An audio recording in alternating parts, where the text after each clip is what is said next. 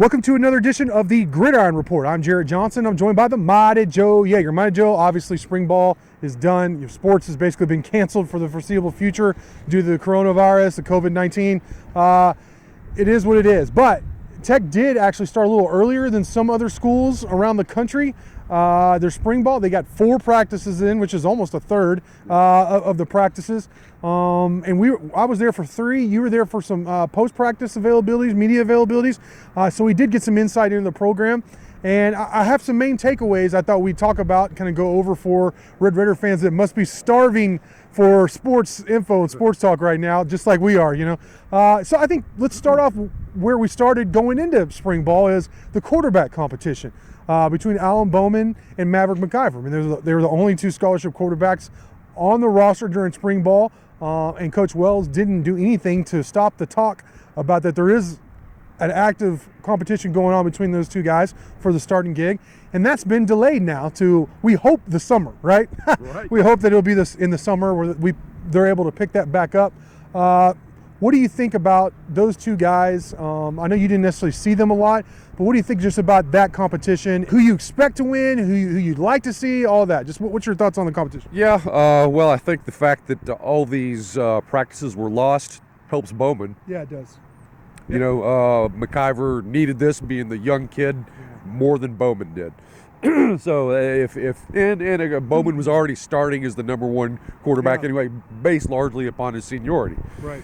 So, this puts McIver behind the 8 ball a little bit more than he was. And, who's to say, we will see once these guys string together a lot of practices and start showing what they can do a little bit in scrimmages, exactly where they stand. We can't really know where McIver is at right now in terms of his development and just what level of advancement he is right now. So we just don't really know that, and we won't know until the summer. I would say right now that I would think that probably Bowman will be your starting quarterback on opening day. Yeah. I think that's probably a 75-80% likelihood was where I'd put that right now. But I mean, look, McIver could come on very, very quickly, and if he does, and then if Bowman has any sort of issues, then it could get really interesting. Well, the truth is both of them are probably going to play no matter what. Honestly, if I was a gambling man, I would say Donovan Smith, the freshman coming in the summer, will probably get some snaps based on the fact that both Bowman and McIver have so much injury history, just calling it like it is. So I think it'll be interesting to see how it plays out in that regard. Now, McIver did get some run with the ones, but I think on most practices, it was Bowman starting off with the ones. So, like you said, Joe, I think this probably helps Bowman's case. Not that he would want it this way, of course. They both need the reps. All 3 of those guys this summer are going to need a lot of reps as much as they could get in. Another thing that really stood out to me, and this was talked about a lot, I think, just some media in general, but Vasher, there was a tangible difference in the way he looked. He still had that condor reach and all that, but the weight, sometimes guys will add significant weight, and you're like, can't really tell. You could tell. Vasher was so skinny. He added, as Coach Wells said, like 17 to 19 pounds, something like that. He looked it. Him getting up over 200 is where he needs to be if he really wants to be able to take the punishment, hold on the ball in traffic. So looks like Vasher's doing the right things. Let's see what happens with that, with this stoppage, without having people necessarily in his ear all the time. So we'll have to see how he's an older guy. He's going to be a senior, so he should be able to handle it. Another guy I didn't even recognize him.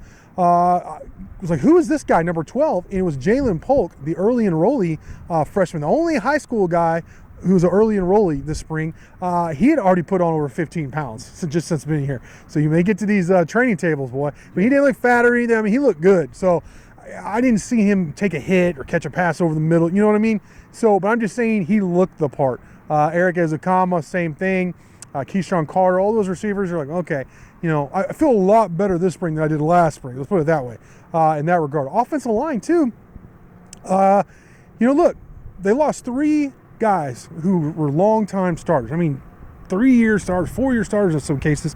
So you would think, oh no, they're going to be in trouble in the offensive line. But you know what? Due to some injuries last year, we saw some guys step in and play some significant time. And I feel pretty good. We talked about this about 4 guys.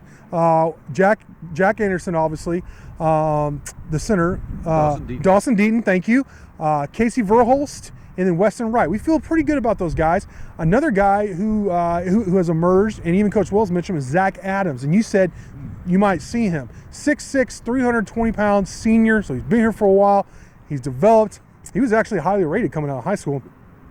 He supposedly looked really, really good in spring ball. So we'll have to see if he emerges and takes that 5th spot, or at least is in the rotation when injuries happen, because he can play a little guard too, but he can play tackle. So that was good to hear.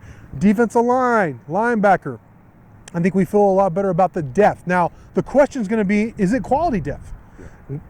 I think much like with Alan Bowman and Maverick McIver, when they actually take hits and they're actually playing against top-level competition, we may not know until a month or 3 weeks into the season if they actually have quality depth. I think they have good depth. We'll see about good quality depth. And then the secondary. So I had heard that almost immediately after the season, Adrian Frye was being moved back to corner, but it was nice to get confirmation of that, Mighty Joe, that he is at corner. Look, DeMarcus Fields getting moved to that nickel spot, I think was a great move. McPherson, I didn't recognize him either because he looked bigger. I hope he still is wiry and as fast, he retained that, because he looked jacked. He wasn't ever really a small corner anyway. So, and then you gotta figure out what you're gonna do with safety. So we're gonna have to see about that. Is Adam Beck in the mix? There's 3 or 4 guys that we know, like Leggett, those guys. But once again, is this quality? They got some guys, but is it quality? We won't know until next season. But what are your thoughts? Let's just say, like, on the defense. Obviously it's a place where Tech has struggled. What do you think about at least the depth and the guys they have returning? Yeah, in terms of depth, I think you like the talent. I think a lot of it is young, unproven depth. So, who knows what you got? Gilbert Ebenemy, for instance, is one of those guys. Classic example. Yep. Could be a revelation, but we just don't know, until guys like that get on the field. That's the way it is always with freshmen. And even with a newcomer like a Devin Drew. He's a JUCO guy, and he was very good at that level, but, how does it translate to this level? So we'll just have to see, on something like that. I like you, feel very, very good about your like press coverage type guys that are going to line up on the line of scrimmage. I think you're in really pretty darn good shape there with you're the guys who are going to be starting most likely. Known quantities, at least, that have made plays for you. That's right. That's right. Especially if Fry can return to his old form. That's going to be a key. You hope his psyche wasn't damaged too much by what happened at safety last year, but probably not. You don't forget how to play cornerback, I don't think. He's got those natural skills, so he should be okay. But I'm just totally at sea in terms of what they're going to do at safety right now. Right. I can only think that they've got some people coming in that they're targeting the grad transfers, and that's got to be the solution, because what you got right now just does not look like it's going to be able to do the job. Leggett, let's just assume that he's able to go there and he's able to stay healthy. That's one guy. And beyond that, I'm not sure. I've mentioned in another video, possibly you wonder what happens with Daquan Watts. Yeah. A cornerback, skinny guy, but I'm telling you, he's 6'3", he's very, very fast, and if we've seen these other players put on 15 pounds or whatever, who knows what's been going on in the training room with him. So I hope that maybe he could be an option there. It'd be really interesting to have a very, very fast safety for a change.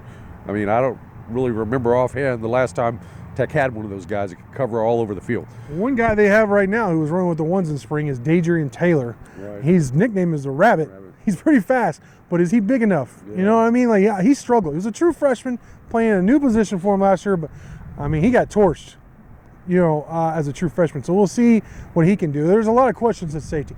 Real quick, I want to run down some attrition, 3 main guys. Look, Tajon Henry obviously announcing he was going to the portal a day before spring ball. Really put you in a bind in terms of running back. They're actively looking for a grad transfer to help. You got Taj Brooks coming in. That will help. But still, we've talked about you'd like to have 4 guys.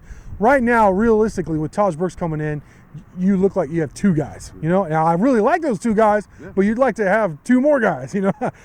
Jax Welch, I like him. I think he could help you in a spot here or there, but We'll just have to see about that. He has 5 carries in his career. Look, Simon Gonzalez. Now, this isn't attrition per se, but I noticed he wasn't out there. Asked Coach Wells about it after practice last week.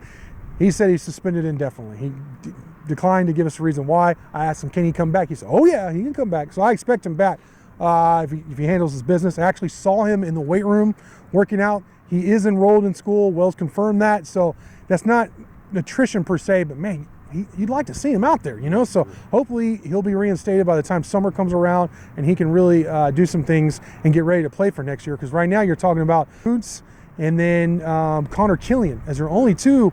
And you got freshmen coming in, but I mean, right now for spring, or at least when spring was going on, you only had 2 tight ends. So that's tough. And then Evan Rambo, you know, we said going into the season, you can't really count on him because he'd been hurt so much. He had been granted a 6th season, but he retired. I think at some point you got to call it, right? I mean, I think he had suffered so many injuries. I don't know if he suffered another one and that's what made him to call it or not, but he called it quit. He retired. And so you did lose him. And he was a guy that I think you could have used. He was versatile, but you couldn't count on him. So that's really the main attrition that you suffered in the small portion of spring ball. But I think overall, team depth looks good. You like the freshman class coming in, and you have a good start of the 2021 class. So those were our main takeaways from the shortened spring this year. Mighty Joe, great stuff from you as always. Thank y'all for watching, and until next time.